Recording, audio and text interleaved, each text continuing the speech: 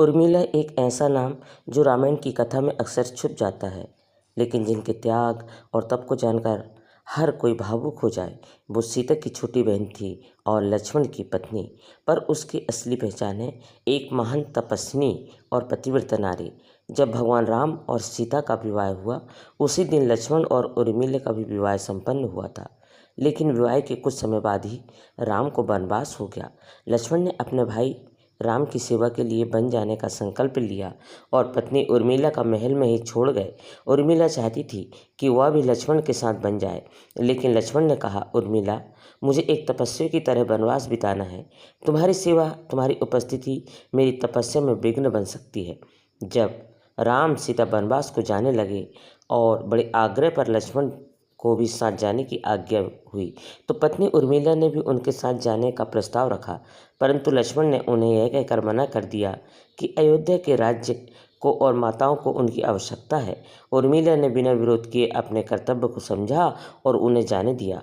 महाराज जनक अपनी पुत्री को मायके अर्थात मिथिला ले जाना चाहते थे, ताकि माँ और सखियों के सानिध्य में उर्मिला का पति वियोग का दुख कुछ कम हो सके, परंतु उर्मिला ने मिथिला जाने से सादर इनकार कर दिया, यह कहते हुए कि अब पति के परिजनों के साथ रहना और दुख में उनका साथ न छोड़ना ही उनका धर्म है। जहाँ लक्ष्मण जंगल में भाई की सेवा में लगे रहे, वहीं उर्मिला ने 14 वर्षों तक अकेले अयोध्या में वियोग और विरह की अग्नि की में तपस्या की।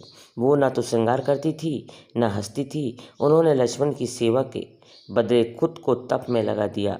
अब सोच में पड़ गए होंगे कि निंद्रा देवी के प्रभाव में आकर अगर उर्मिला 14 साल तक सोती रही, तो सास और अन्य परिजनों की सेवा करने का लक्ष्मण को क्यों वादा कैसे पूरा किया?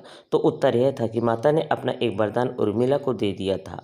उस वरदान के अनुसार उर्मिला एक साथ 3 कार्य कर सकती थी। कुछ ग्रंथों में बताया गया है कि उर्मिला ने निंद्रा देवी से वरदान लेकर लक्ष्मण की नींद भी अपने ऊपर ले ली, ताकि लक्ष्मण 14 वर्षों तक जाग कर सेवा कर सके। रामायण में जिस तरह सीता वन में राम के साथ थी, उसी तरह उर्मिला अयोध्या में रहकर लक्ष्मण की छाया तपस्विनी बनी रही। उन्होंने कभी शिकायत नहीं की और न ही किसी को कोई अपेक्षा रखी। उनका धैर्य, प्रेम और निष्ठा उन्हें स्त्री धर्म की आदर्श प्रति मूर्ति बनाता है। उर्मिला का नाम इतिहास में अक्सर इस पीछे रह जाता है, लेकिन उनका सीता से कम नहीं। जब राम, सीता और लक्ष्मण वनवास से लौटे, तो उर्मिला की तपस्या को भी राम ने झुककर नमन किया। उर्मिला की कहानी हमें सिखाती है कि केवल वन में जाकर नहीं, मन के वन में तप करना भी महानता की मिसाल है। वो एक मौन शक्ति भी, त्याग की, प्रेम की और नारी की शक्ति।